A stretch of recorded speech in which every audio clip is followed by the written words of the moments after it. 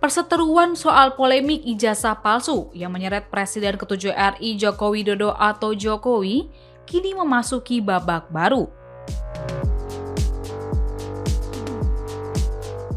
Kuasa hukum Roy Suryo Ahmad Khozinuddin bereaksi keras terhadap pernyataan Jokowi melalui relawan Barajp yang mengaku memaafkan 12 terlapor, kecuali 3 nama yang mengulik ijazah sarjana Universitas Gadjah Mada atau UGM.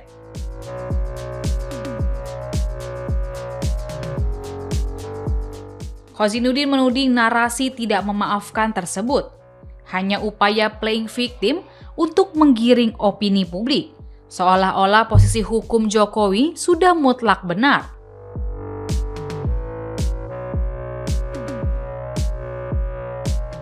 Polemik ini mencuat setelah Jokowi berdiskusi dengan Ketua Umum Barajp, Uji Gustaf Pati atau William Frans Ansanai, di kediamannya di Solo pada Jumat 19 Desember 2025.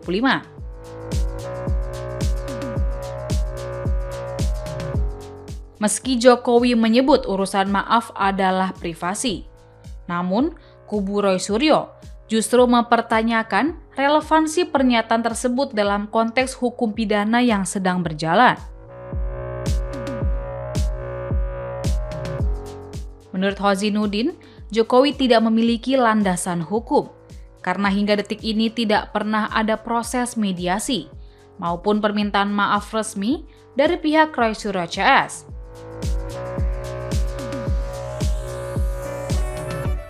Ia menyampaikan syarat untuk meminta maaf adalah adanya pengakuan bersalah.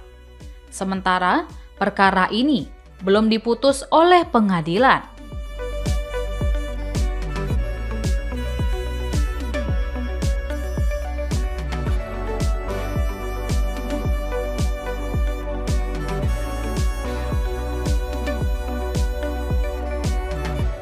Kemudian Khozinuddin juga menjelaskan poin-poin keberatan dari pihak tim kuasa hukum Roy Suryo CS diantaranya.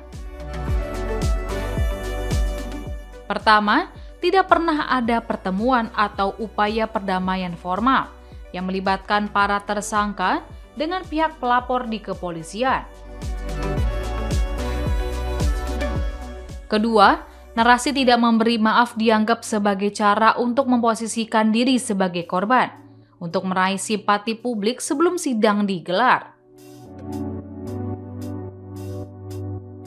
Sementara itu, tersangka kasus ijazah Jokowi, Roy Suryo menegaskan bahwa pernyataan terkait pemberian maaf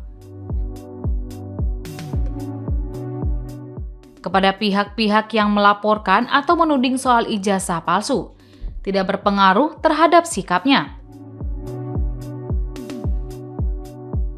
Roy bahkan memastikan tidak membutuhkan maaf dari Jokowi dan menyatakan tetap siap menghadapi proses hukum yang sedang berjalan. Mantan Menpora itu mengatakan sejak awal persoalan ini bukan soal maaf, melainkan pembuktian soal keaslian ijazah. Roy juga sepakat dengan rekannya yang juga berstatus tersangka di kasus yang sama, Rizmon Sianipar.